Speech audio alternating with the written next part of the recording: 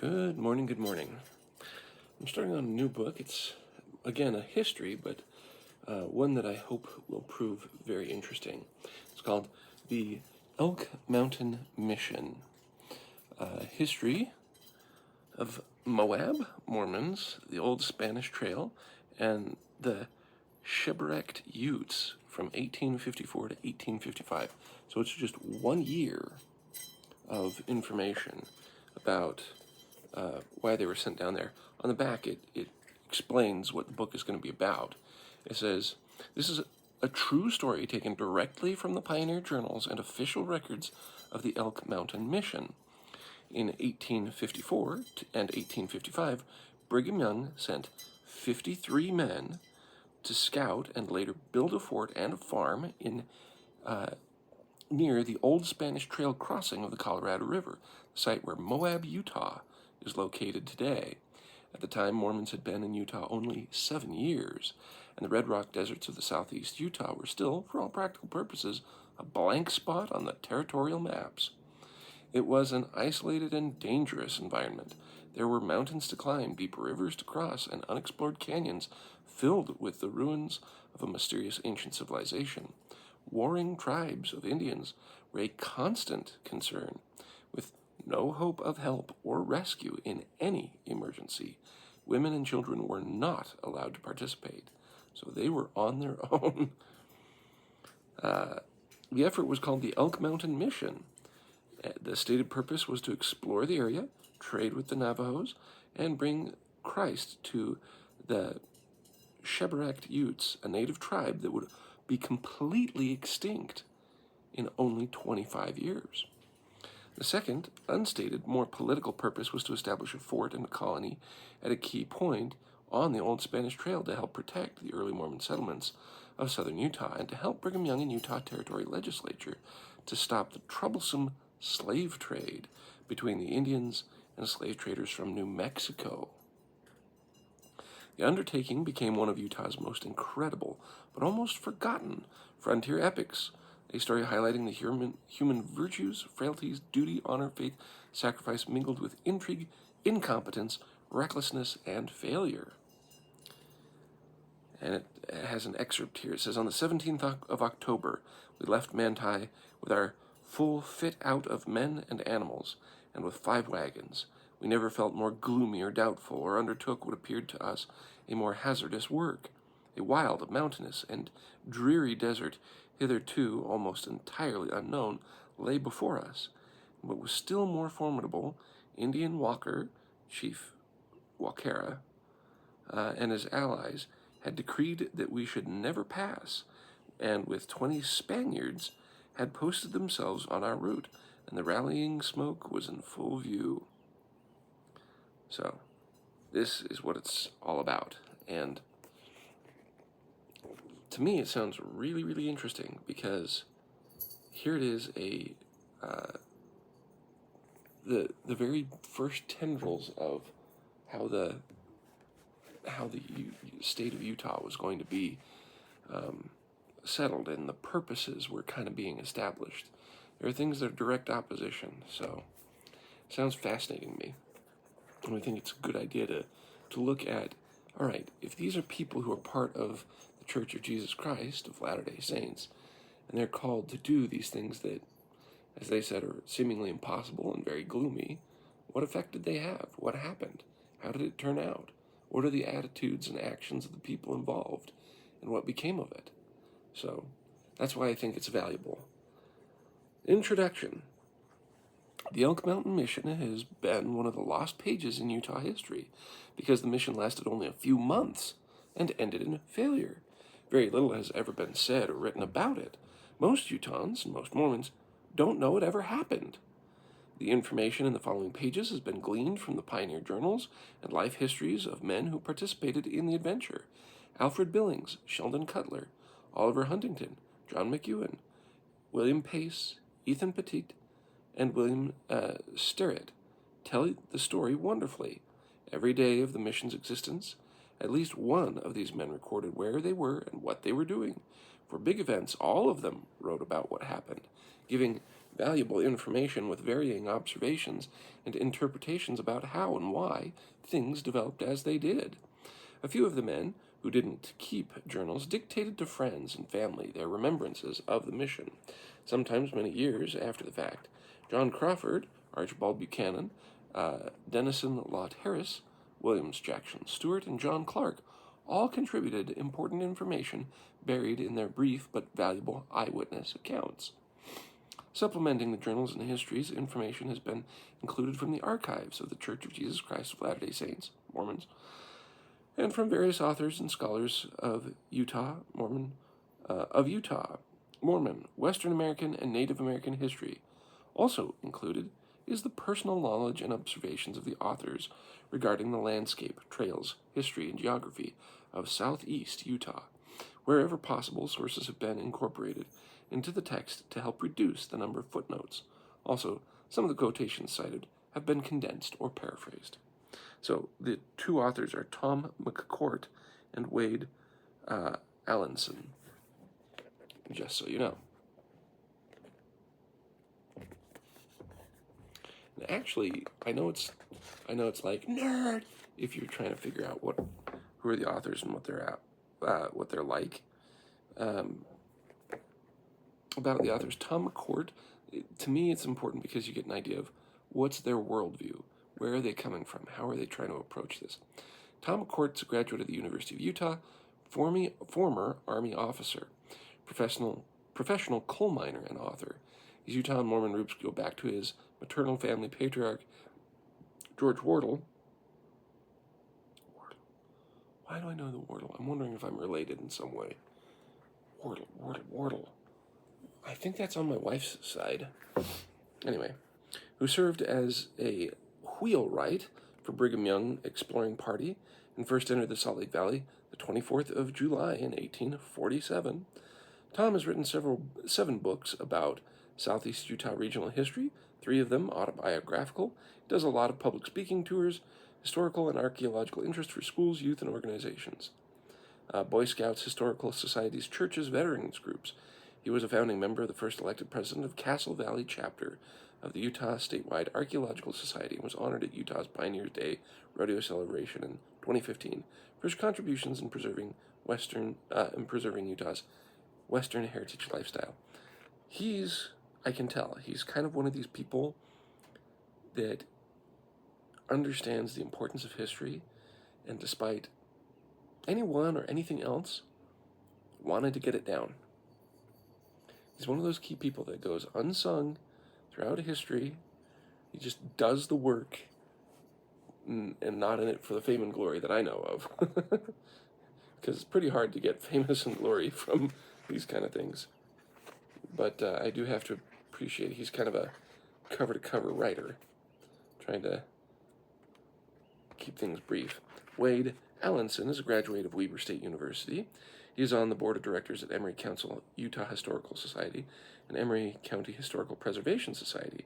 He is frequently involved in doing presentations to historical groups, including the Emory County Historical Society, the Old Spanish Trail Association, and the Oregon-California Trails Association. Wade is actively involved in researching historical trail use, historical inscriptions on the San Rafael Swell Desert Moab area, Utah's Robber Roost, and the Manti and Fish Lake National Forests. His passion is researching early pioneer documents and following the routes on the ground, locating the trails, campsites, water sources, and inscriptions described in the texts. Wade has been employed in law enforcement officer for the past 27 years in rural Utah. He makes his home in Farron, Utah.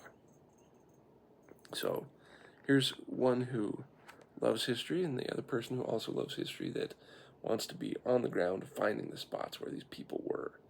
How cool. Again, why read old texts like this? Why read about this? In a day and age where we're inundated with so much information, it's important to know where you come from, why you have the experience that you do. Why is Moab even a thing? Where did it come from? Even if this was a failed mission, what became of it? What was the lasting impact? We seldom realize that what we do in our own lives matters because we are just in many ways, historically, a statistic. That somewhere along the line, you live, you make choices, you add to the economy, maybe you have children and go on with your life. Historically speaking, there's few people that make the lasting impact in the public view. So we often think of ourselves as not very big or not very important. On the other hand, it's the everyday people, the everyday little missions, the everyday little things that we do as a person that does have lasting impact throughout history, especially the mundane things, like being a parent. Why? Because let's say you have 4 children, okay? 4. And those children go on and say, hey, maybe it's a good idea to have 3 or 4 children ourselves. That means that you'll have anywhere from, let's say if it was just 3, you'd have 12 grandkids. So 12, you have 16 people just in your immediate time frame that you'd know that would come from you. And that's only with, if each of your 4 children had 3. But let's say if they had 4, right? You got 16 kids, 16, you had 20 people come from you. And that's just in your immediate vicinity that you can influence and help and learn and teach. Help them to learn, teach them the things they need to know. So that's your influence. They go on and teach their children, and if they teach their children the same things in the same way that you do, and they continue that, your impact that you have generationally can be for a very long time. It depends on how consistent they can keep the message and how consistent they can keep it being passed on. Now, it's going to change over time, but another way to look at it is from the what's now and going back. I heard online, because that's the source of all truth and knowledge, right? There could never be any lies out there. There's a concept that's floating around the internet that if you genetically go back from where we are now, as far back as you can, that it converges 6,000 years ago, about the time of Adam, right? That no matter what you do, just mathematically speaking, it kind of ends up that way. And so you can take that for what it means or what it implies in many different ways. But the concept is that whether it's Adam, Noah, Abraham, etc., you can have a great nation if you specifically infuse your people, your children, with an attitude and a way of working and knowledge. So, why remember the past? Especially when we have so much more to look forward to today. Look, there's a new video of some guy doing something, or cats doing something silly. Why should we have this? Because we are like them and they are like us. How do you interact with your history now? What is it like when you're called on to do hard and great things? Chapter 1. Oh, actually, I should read the introduction. Introduction. The Elk Mountain Mission has been one of the lost pages in the Utah history. Oh, no, wait, I already read the introduction. Okay. Different contents. There is 23 chapters. That includes the epilogue. And Chapter 1. Poor wayfaring men of grief. They came like starved and ragged ghosts of men from out of the snowy mountains, bearded, shaggy men with haunting, empty eyes. Some were bundled in winter coats, others wrapped in tattered blankets. 21 men in all, moving through the snow and ice with slow, steady stagger of pain, yet firm resolve. The snow was deep and the weather cold. The little Mormon settlement of Parowan had never witnessed such a spectacle. The horses and mules were walking skeletons, and so were the men. Many of the men were without animals to ride, walking on frozen, bloody feet wrapped in scraps of hide or the rags of worn-out blankets. Clothing, hands, and faces were stained by soot from countless smoky campfires every face blistered by frost and burning winter wind. A more humbled and destitute band of wanderers could never be imagined. The tall man in front, wearing an old blue uniform coat with a tasseled sash over his ears and hat, introduced himself as Colonel Fremont. He said he was the expedition's leader. His men needed help, and he would pay for their accommodations. Townspeople scurried to take the suffering men to shelter, stoke up their cooking fires, and find fodder for their starving animals. The date was February 8th, 1854. The great pathfinder of the West, Colonel John Charles Fremont, had just forced a passage over the trackless, snow-covered mountains from south-central Utah. It was his fifth and final expedition through the far west. He was seeking a route for the Transcontinental Railroad, though his expedition was not officially sanctioned by the federal government. Fremont and his mentor and father-in-law, Senator Thomas Hart Benton, were determined to demonstrate that somewhere in the southern mountains, the Rockies could be crossed in the dead of winter. He had conducted a similar search on his fourth expedition back in 1848. 10 men had lost their lives in the snowy heights of the Colorado Rockies on that trek. So far, on his fifth adventure, he had buried only one. Well, it's better. But for 2 of his men, the tiny frontier outpost of Parowan was the end of the trail. They just couldn't go any farther. Solomon Nunez Carvalho, Fremont's artist and photographer, daguerreotypist. Daguerreotypes are a really cool way of photography. If you don't know what a daguerreotype is, you should look it up. And Frederick von Egloffstein, a topographer, were left behind when Fremont and his near-starved trail breakers continued on to California a few days later. Ooh, those are 2 resources you don't want to be without. Wow.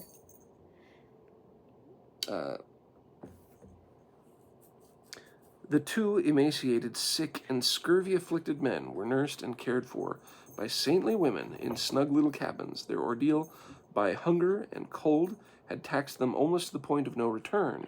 For weeks, they lived on the frozen carcasses of starved horses, boiled bones, and scraps of parched leather. Another day or 2 in the mountains, and they surely would have died, like their friend and traveling companion, Oliver Fuller. 13 days after arriving in Parowan and regaining some of their strength, the gaunt and feeble travelers were carried outside and put in wagons to be taken to Salt Lake City. They were joining a group of Mormons en route to a general conference of their church. It would be a journey of more than 200 miles, covering 9 days of cold winter travel with bad road conditions. The Mormons were traveling in an armed caravan for the protection against Indians. Utah's Walker War, a year-long conflict with the San Pitch Utes, was an unfortunate reality. Their destination, Salt Lake City, was still in its infancy. Only 7 years earlier, the place had been an empty mountain valley, grass-covered and nearly treeless. Before the Mormons, even the Indians had only a small presence there. The valley was a boundary, a no-man's land between Ute and Shoshone nations. Brigham Young and his vanguard of priesthood pioneers had planted the ensign of the church and conquest in the valley on the 24th of July, 1847. Like Columbus, Cortez, and Coronado before them, they claimed the new land for God and King. But for this group, God was King, and they were there to build Zion, a sanctuary in the mountains for the much persecuted congregations of the Church of Jesus Christ of Latter-day Saints, also known as the LDS Church or Mormons. The Saints, as they called themselves, were by their own account a peculiar people, see 1 Peter 2:9, and their faith in their prophet Joseph Smith and their passion for a new kind of revealed Christianity set them apart as heretics in the minds of many. The Mormons had been driven out of Ohio, Missouri, and Illinois by mobs of ruffians and state militias. In 1840, their journey took them to a bend of the Mississippi River, where they constructed a holy city, Nauvoo the Beautiful.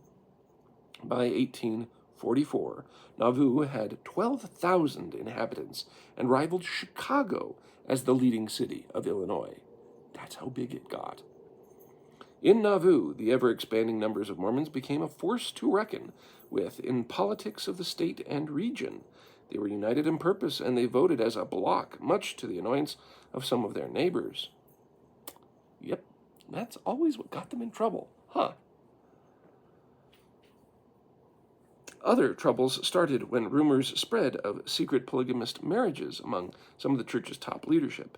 The damage was compounded when Joseph Smith, the mayor of Nauvoo, led a band of rioters in the destruction of an offending printing press in the Holy City. But that was in response to their own persecutions and... Anyway, eventually the neighbors of the Mormons conspired, and the city of the saints came under siege. Joseph Smith and men of his inner circle were arrested and locked up in the county jail at Carthage, Illinois.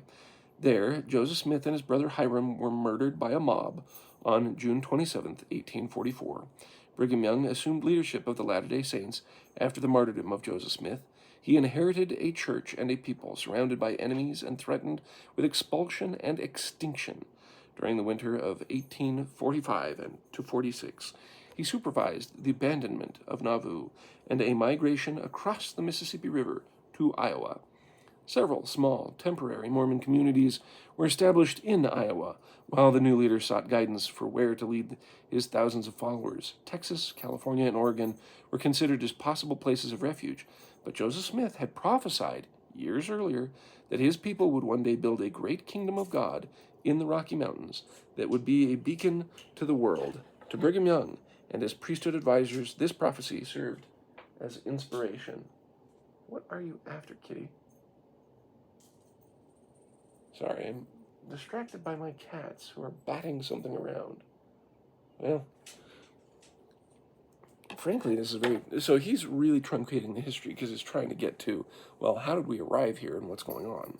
Poring over John C. Fremont's journals and maps of his early explorations, Brigham Young became intrigued with the possibilities of the Great Interior Basin. The Great Basin is a vast geographic area between the Wasatch Mountains of Utah and the Sierra Nevada Mountains of California. Fremont described the basin in some detail. At the time, it was a huge expanse of raw, mostly uncharted wilderness, and was beyond the jurisdiction of the United States of America. Mexico claimed the Great Basin, but there was not a Mexican settlement in any of it. To the Mormons, that vast tract of pristine land, lying open, empty and waiting, just as God had created it, was the perfect place to establish God's kingdom on earth. In the spring of 1846... What is it? You're batting around. Ah, it's a magnet that they got off from my refrigerator. Those goobers. Anyway. In the spring of 1847, Brigham Young assumed the role of Moses and led his chosen people on a 1,000-mile trek across the Great Plains to the Rocky Mountains and the rim of the interior basin. When he looked down the valley of the Great Salt Lake, he famously said, "This is the place." As the first settlers in the Intermountain West, the Mormons claimed all of the Great Basin and parts of the Colorado and Columbia Plateaus. It was an ambitious undertaking for a church numbering only a few thousand members. The claim included all of Utah and Nevada, plus parts of Arizona, Idaho, New Mexico, Colorado, Wyoming, California, and Oregon, possibly inspired by the success of recently declared Republic of Texas, 1836. The Mormons named their new religious kingdom the State of Deseret. Like Texas, the Mormons applied for statehood soon after the United States assumed control of the region, following the Treaty of Guadalupe Hidalgo that ended the Mexican-American War in 1848. On September 9th, 1850, the Mormon state entered the United States of America as a Utah territory.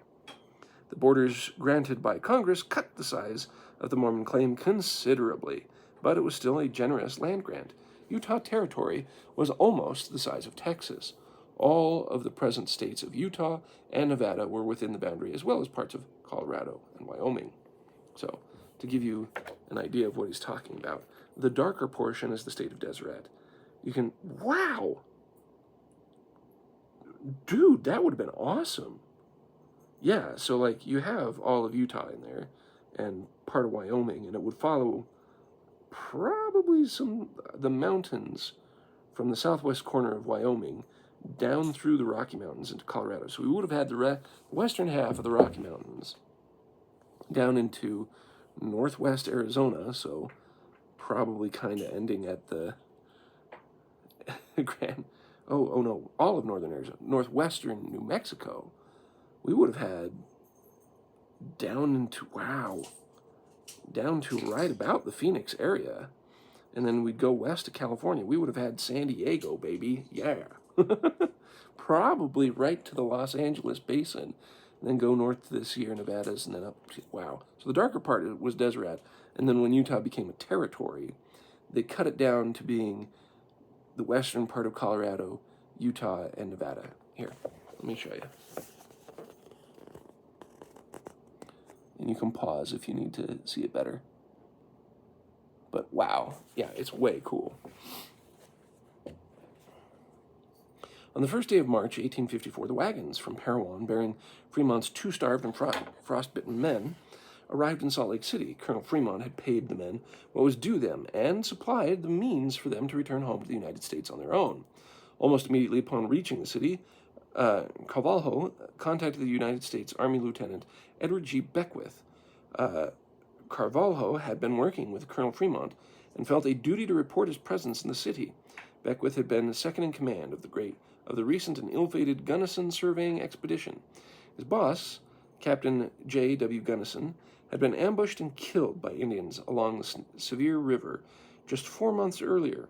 Lieutenant Beckwith was in Salt Lake completing government work there. He invited Carvalho and Frederick von Egelhofstein to have dinner with him and other Army officers. Carvalho wrote in his journal, "I gladly accepted that night, and I found myself once more associating with intelligent gentlemen." I wonder what that says about his other companions. His statement reveals his first impressions of Mormon frontiersmen. However, once he was in the city and among the church's elite and enlightened, he changed his mind. His later published memoir speaks well of the Mormons, though he remained ever critical of the doctrine. 7-year-old Salt Lake City was still in the early phases of construction, but the travelers found it a place of modern wood and adobe brick houses with impressive public buildings. Streets were wide and every city block surveyed and platted. Everything followed a master plan. Foundations of a great new temple to God had been laid. Elegant theaters and stately houses of worship were under construction. A bustling business district was taking shape. The city was a pleasant surprise to visitors, expecting something far more primitive and frontier-like. The Mormons were obviously planting deep roots. They intended to stay this time, at all cost. Carvalho was intrigued by the new city of the saints. He was very interested in the Mormons and their religious beliefs. Carvalho was a Sephardic Jew, born and raised in South Carolina. He wrote in his journal of his experiences while traveling and living among the Mormons. He would eventually put his observations to print when he published his journal and essays in 1858 as Incidents of Travel and Adventure in the Far West with Colonel Fremont's Last Expedition. The Jewish visitor was tolerant of Mormon beliefs, but questioned some of their finer points of early church doctrine, such as the plurality of wives. The Mormons had openly revealed the practice of polygamy only 2 years before, in 1852. Brigham Young was known to have 19 wives. At the time Carvalho was introduced to him, he would eventually have 27 or more than 50, depending on the source of information. Of the Mormon people, Carvalho said, "These Mormons are certainly the most earnest religionists I have ever been among.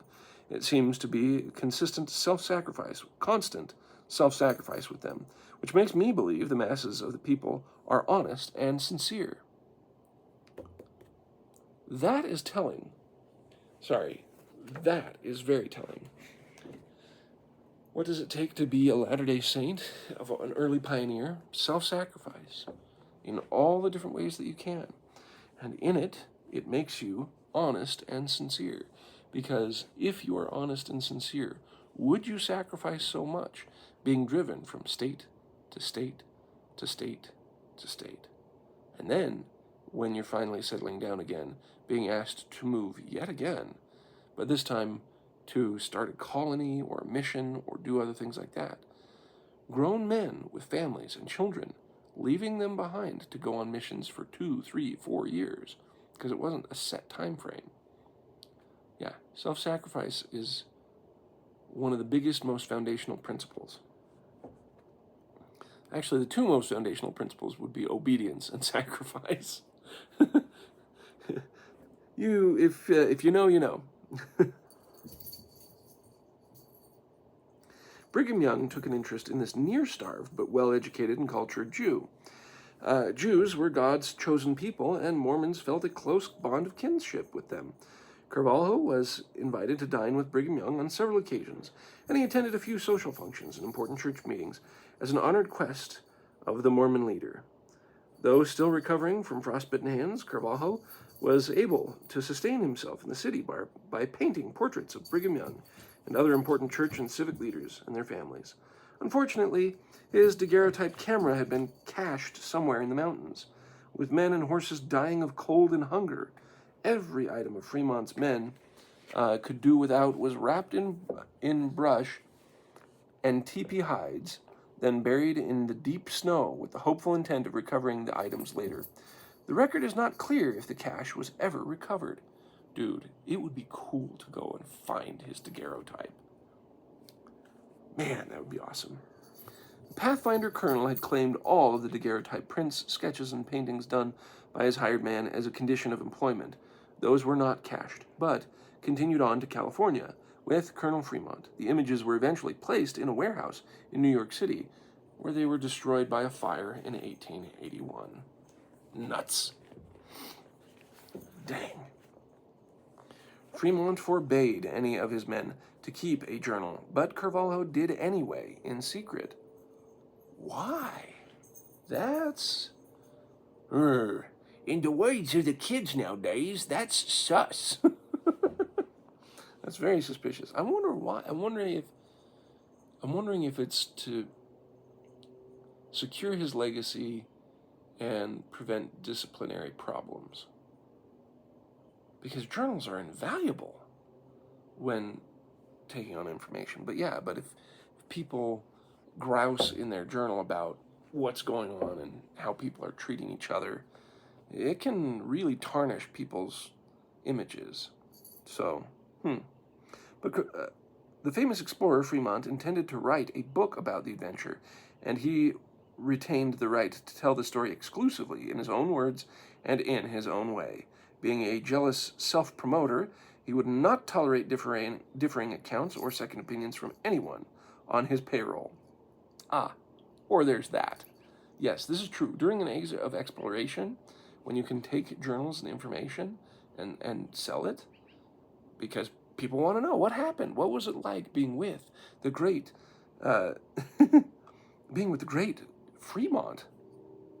But alas, the good colonel never did write a book about his fifth expedition. Politics, business, military duty, and America's Civil War conspired to rob him of the opportunity. Carvalho's book, Incidents of Travel and Adventure, remains the best account of the expedition to survive the passage of time. Brigham Young was Utah's territorial governor at the time Carvalho met him, as well as a spiritual leader of his church. He was also supervising a great Mormon migration to Utah. Tens of thousands, eventually hundreds of thousands of converts from England, Wales, Scotland, Scandinavia, and the eastern United States were pouring into the territory. They came in highly organized and tightly supervised companies, some in wagon trains, others pulling handcarts. As temporal as well as spiritual leaders of the Exodus, Brigham's job was to find them gainful employment and a place to live. Yeah. The American Moses, Brigham Young, was following a master plan. He intended to fill the Great Basin with Mormon settlements. He sent scouts to with all the books that I've been reading, one of the conundrums that I faced when reading Prophecy, Key to the Future, was if you had unbridled immigration into the Utah Valley because of the pains and sufferings of mobs from everywhere else, and the failure of overarching government to protect the rights of its citizens, And the only place that you could find such civilized, meaning that you actually keep to the structures of law and order, that's what I mean by civilization in this case,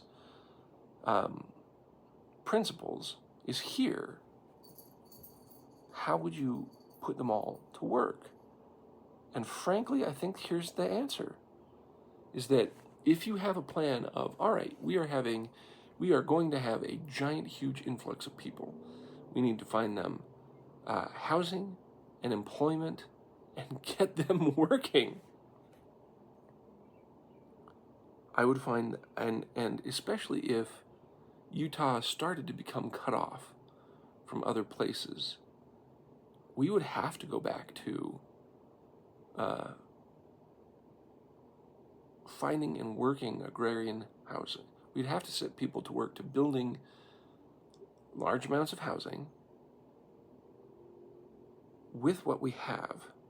So we'd have to find a way of, like, if I don't think we would want to cut down all our wonderful forests that we have. I think that would be a bad idea.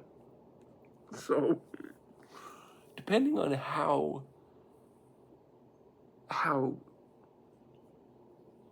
cut off from the world that we are, the idea is you'd have to build houses, and even if they were adobe houses, back to building an adobe, followed by which it would be, so adobe houses at worst, getting people working to produce food and produce energy. You could really set people to task of, all right, anyone who's a good woodworker, let's start building furniture. Anyone who's a good, anyone who knows how, oh, gall, how would we make clothes? We don't exactly have linen here, and nor do we have wool. I don't think Utah's great for cotton. So again, how cut off are we from the rest of the world? Anyway. But his having kind of a master plan to bring people in,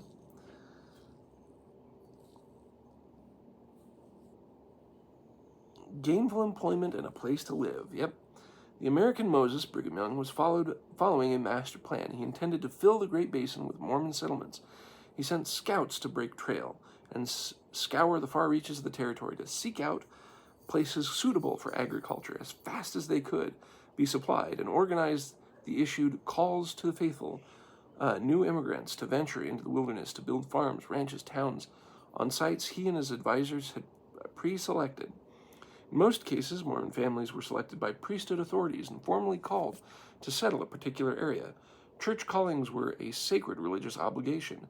Few individuals would ever refuse such a duty in spite of any personal preference. They were used to it by now. Hardship or inconvenience. In the mid-1800s, it was not unusual for some faithful saints to be called 2 or 3 times to give up prospering farms and comfortable homes to plow new ground and pioneer new settlements for the kingdom. Yeah, this is the type of people that you need. This. This is what the Lord needed to work with and to find, and to people who knew how to put down roots, but yet be willing to uproot. People who knew how to reestablish their homes and get things going again, time and time again. In early May 1854, Brigham Young undertook a journey to the southern reaches of the territory to inspect the progress of new settlements. There was also an unpleasant matter concerning Indians he had to deal with. He invited Solomon Carvalho to accompany him. Carvalho graciously accepted. He said he had been planning to return to Parowan soon to resume his journey to California, following in Colonel Fremont's footsteps. Carvalho was completely restored to health by then. He recorded in his journal that because of the fine care he had received at the hands of the Mormons, he had gained 61 pounds in 60 days, in spite of losing 44 pounds while eating bone soup and parched horsehide in the mountains, as he was now almost 20 pounds heavier than when he had joined Fremont's expedition the previous October. Yeah! It's all them potatoes, the funeral potatoes. We stuffed them. Anyways. Wow. Notes on this chapter. Sephardic Jews trace their ancestry to Spain and Portugal. Their fathers left the Iberian Peninsula during the Spanish Inquisition, 1481 to 1501, when the Spanish monarchs Ferdinand and Isabella demanded they converted to Catholicism or die. So this is a very select group of people, select Jewish population. Interesting. I know it's an introduction, and in some ways I want to call it there. Oh, come on, chapter 2 is just like one page. All right, we're going to do that one. Well, one side of each page. Indians and Lamanites. The one things that I wanted to comment on the first chapter, though, is when he's intimating what's to come about, there's something we need to do with the Indians in southern Utah. Okay, so right now they're fighting the war. I think they're going to talk about that here. There's so much he was dealing with all at once, and he just had to do it as fast as possible and prioritize according to how crazy things were, always putting out fires constantly, but still thriving. This is a panoramic view of Salt Lake City in 1870 from the Utah State Historical Society. This, wow. Here is your panoramic view of Salt Lake City. Way cool. Jeez Louise. Indians and Lamanites. The Church of Jesus Christ of Latter-day Saints has a unique belief about the ancestry of the American Indians. The Book of Mormon, translated by Joseph Smith from ancient writings on gold plates, asserts that some American Indians are ancient Israelites. The source of their Hebrew ancestry is rooted in the tribe of Joseph. The patriarchs of their race were Laman and Lemuel, sons of Lehi, whom God led out of Jerusalem in 600 BC, shortly before the city was destroyed by Babylonians. In a long and eventful migration, God led them to America. In the Book of Mormon, the posterity of Laman and Lemuel are called Lamanites. Believing that America's indigenous peoples were a single homogeneous race, the early Mormons customarily called the Native Americans Lamanites. The Lamanites are the bad guys in the Book of Mormon, a scourge to the lineage back to Father Lehi. Their patriarch, a man named Nephi, was another of Lehi's sons, a more spiritual and God-fearing man who raised up a righteous and industrious posterity. I chuckle at him saying they're the bad guys in the Book of Mormon, because that's not necessarily true. Again, from the Lost 116 Pages by Don Bradley, the Lamanites become synonymous with the idea of unbeliever. They're the ones who don't follow the tradition of believing in Jesus Christ, and it comes from Laman and his name, so Lamanites. But they become synonymous in that way. It becomes more of a title. It morphs into that. And same thing with Nephites. Nephites, instead of all these different tribes, because there are times where it lists all the tribes that are in the immediate vicinity of stories, and they say, look, we're just going to simplify it as to Nephites and Lamanites, people who believe and follow the traditions of Nephi, and people who don't believe, and basically they're unbelievers. But the problem is that there are definitely parts where the Lamanites are more righteous than the Nephites. So it's just a distinction. They tend to be the ones distinguishing themselves as non-believers and take on that name as that. And so in the pioneer view, the homogeny of, they just kind of all thought all Native Americans were all one people in their mind. And so that's what the book is trying to explain. They just referred to all Native Americans as Lamanites. They didn't sit there and divide the tribes down by each little spot. They had that. They knew that. There's Navajos, there's Utes, there's Shoshone. They knew that. They weren't stupid. But from a religious perspective, they just saw them all as Lamanites, which was actually quite ennobling, because it meant they needed to stop and respect them as well, which was in great contrast to what the rest of America felt like, because they had dealt with Native American tribes and the fighting with them ever since the founding colonies, because that was life on the frontier, is that Native Americans, they're fighting with each other, then bringing in colonists to help fight their wars, and it was reciprocated. That when the colonists fought their wars, they brought in the Native Americans to fight with them.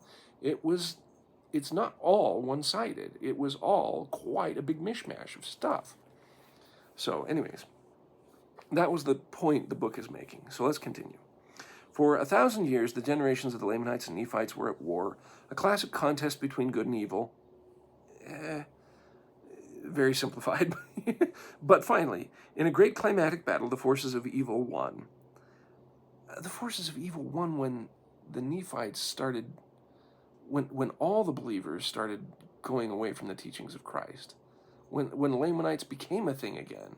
Anyway, sorry, how he's simplifying it is way too simplified for my tastes. What he's talking about, okay, when Jesus Christ comes to the Americas, the people were united as a one people for 400 years. That's a little, America's been around for 250 years now, okay? That means that's basically twice as long as, a little less than twice as long as America's been around, right? The people were very united and spread throughout. But eventually, because of pride and having dissensions and wanting to have differences, instead of having everything in common, there came divisions. Because of divisions, people became butthurt, and because people became butthurt and decided to not believe in the traditions about Jesus Christ and the teachings of Jesus Christ, they became non-believers, and they self-selected themselves to become Lamanites and call themselves Lamanites again. And so basically, because of pride and differences, that there arose differences and fighting and etc. again. And eventually it devolved into both sides becoming wicked. Not just evil won. Evil won before any climatic battle was there. Evil won when you have Helaman the fourth, passing things on to Mormon, who became the main editor of the Book of Mormon, and then his son Moroni, who he named after Captain Moroni from earlier war chapters. When he's trying to lead the people, and they're so wicked that the only time that they cry unto the Lord, not because they want to actually repent, but because they're suffering in misery because they've been caught in their sins. They're in a bad spot, okay? Wickedness won, evil won when that occurred, instead of when it was the climatic battle. Because again, the Nephites had become just as bad, if not worse, than the Lamanites at that point. So when the Lamanites destroyed the Nephites, it was kind of like, yeah, that's kind of what happens when you're supposed to be upholding God's commandments and God's promises, information, laws, and you don't. So it comes down harder on you because you should know better. So him saying that evil won is kind of like, no, it was a fulfillment of the promises, and kind of evil won earlier than that. But anyway, let's continue on with how he puts it.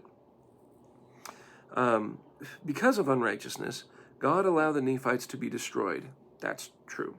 The victorious Lamanites became the American Indians. To early Mormons, they were a fallen people, uncivilized, unenlightened, and unaware of their glorious past and their link to the scattered tribes of Israel.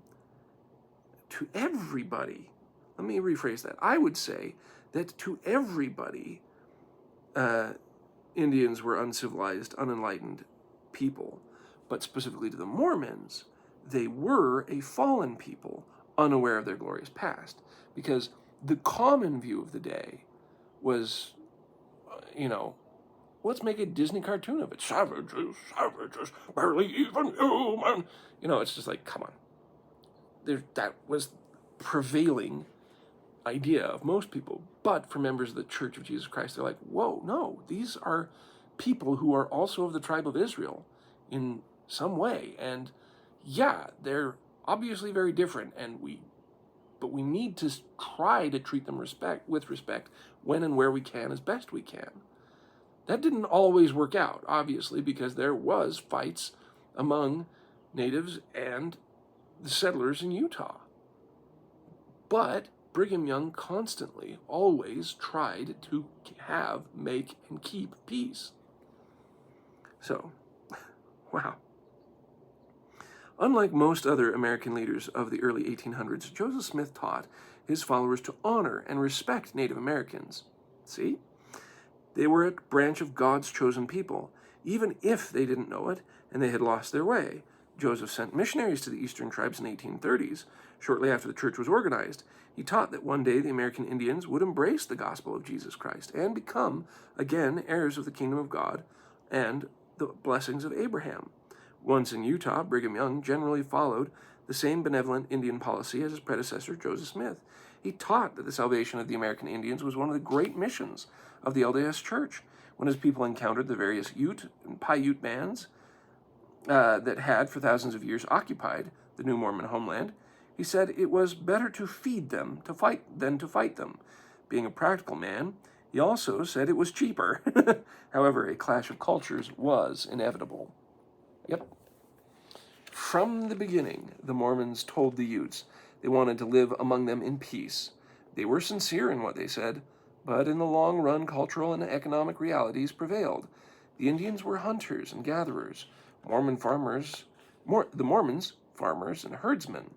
Peaceful coexistence was impossible when they occupied the same patch of ground. By 1849, when the newly arriving Mormons began spilling over the rim of the Salt Lake Valley to spread south, the ugly realities began to reveal themselves. The Mormon immigrants claimed all of the best land, places where the Utes had hunted and gathered the bulk of their wild plant resources. Lush meadows were converted to farmland, grassy plains and hillsides to pasture land, and with their better weapons, the Mormons killed a disproportionate share of wild game. The Indians fished with arrows and spears. The Mormons fished with gill nets, taking thousands from the Provo River in a single day. According to some reports, the Utes and Paiutes supplemented their winter food supply by harvesting wild grass seed. The Mormons put large herds of sheep and cattle in the tall grass, then cut what was left for winter hay to feed their livestock. Then, too, old world diseases cut down the native tribes, like the Grim Reaper's scythe. In the Utah Territory, plagues of sickness and horror were compounded by New Mexican slave traders, a mass in-migration of tens of thousands of European settlers. Starvation and tribal conflicts resulted from the loss of life-sustaining habitat. Beset with such multiple and sustained afflictions, the native cultures fractured and dissolved. Many scholarly sources estimate that the Native American population across all of North America was reduced by 90% or more between 1492 and 1900. That's the end of it. That is just the histories and realities of how that worked out. It is just a complete... Imagine if we had a group of humans that were distinct and separate and not in communication with us and developed technology on their own to the point that it was so far advanced from what we have. Just completely and utterly different. That maybe they were a colony on the moon or on Mars, and we lost communication with them, and they got to develop all their stuff, and they have no problems with resources and whatever else. This would be extremely weird and rare to actually have something like that happen, because imagine because usually the opposite. To advance strong and develop new technology, you need to have a population that engages in trade and engages in commerce. It's extremely important, and the reason why is because it is much easier to lose technology than to advance it. It's much easier to sit there and, because to continue to advance technology, you have to keep up education, and then you have to keep pushing boundaries, and you have to keep learning and understanding, and making something new that was not known or needed before, and then continue to manufacture it. But let's say there was a group of people that lived on the other side of our orbit. This was a science fiction thing. There's a Lagrangian point, which is a stable point in orbit where another planet or body could be. There's two off to the side where they put some satellites, and then there's one directly across from the Earth in our orbit. That would mean that it was always entirely behind the sun, and we'd never know it was there, because something would always be in the way, the sun. So if there was a second Earth on the other side of the sun, on that Lagrangian point, we'd never know. Well, we do know now. There's ways to know, because you would have gravity pulling and tugging on that spot, and whatever planet would be there would leave a gravitational shadow in the solar system. But anyways, it's one of these cool scientific properties that had different sci-fi movies and videos. Okay, so let's say we had a planet there, and it was colonized by people from Earth, and they developed technology far beyond ours, and then they decided and they had forgotten about Earth original, and decided, well, hey, let's go explore this Lagrangian point on the other side of the sun, just like we would have said. And then they find Earth here, and they're like, wow, this is so cool. And wait, they only have, skyscrapers, steel, computers. That's all they have? Oh, geez. And they're like, well, come on, we need more room, and they have plenty more resources. And we're like, oh, we're already starving for resources. And they look at our planet, and they're like, are you kidding me? Still got plenty of resources in space, and let's go colonize this other Earth. They sit down, and suddenly they're like, okay, you've got these big giant cities. We're gonna just set up outside, right? We're gonna go to this desert land. Like, if you ever see the middle of Nevada, northern Nevada, there's like nothing out there. And they're like, look, we'll settle down here, right? We're not gonna be in the middle of where you're settling, but we'll settle down here.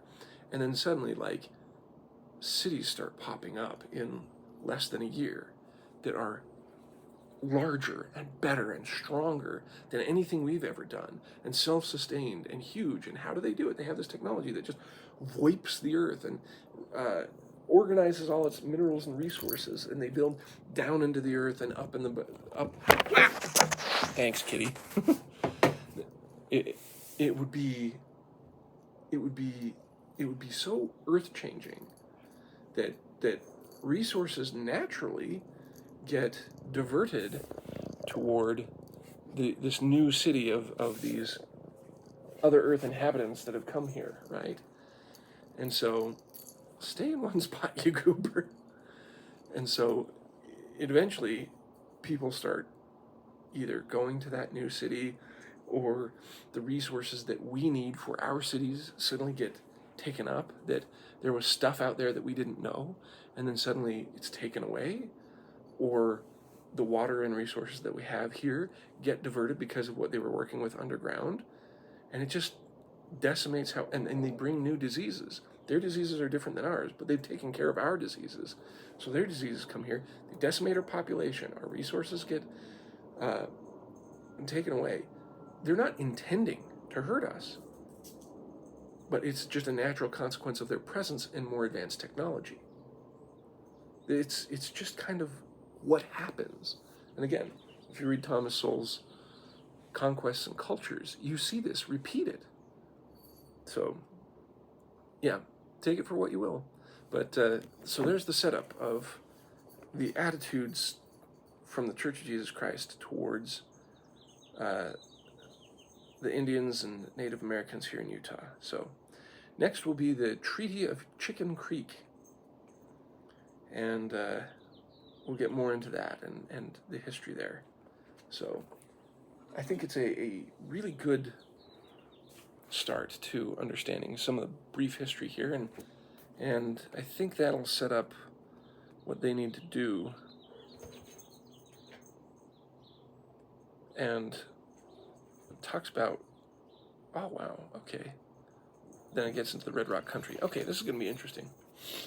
Well, hopefully you'll come along the journey with me, enjoy this history of southern Utah, and understand more about Moab. Moab's a wonderful place. It's got a lot of beautiful country around it. I love just going east of that, a little further into Castle Valley. Oh, I love that little place. As a 12-year-old boy, our young men's group, sorry, cat went behind. Our young men's group went down to the Moab area, and they had a pageant there, the Castle Valley pageant, where they described what it was like being a pioneer called to settle down there, and how rough it was, but they were united by faith to make it through. So I recall that with fondness. So this is an area of great pleasant memories, and obviously you have arches down there. That's the most famous thing outside of just the idea of Moab and Red Rock country. So hopefully you'll understand more about how people work in history and how that's still repeated to this day in different ways. And hopefully you can reflect on it and learn and reflect. Am I willing enough to keep sacrificing like the pioneers sacrificed? To be willing to lay down everything to build the kingdom of God? To truly be a pioneer like that? And start testing yourself mentally and spiritually. Think about it and figure out, what would it take to become someone who is that willing to do anything that the Lord asked? And may God's Spirit be with you always. We'll see you.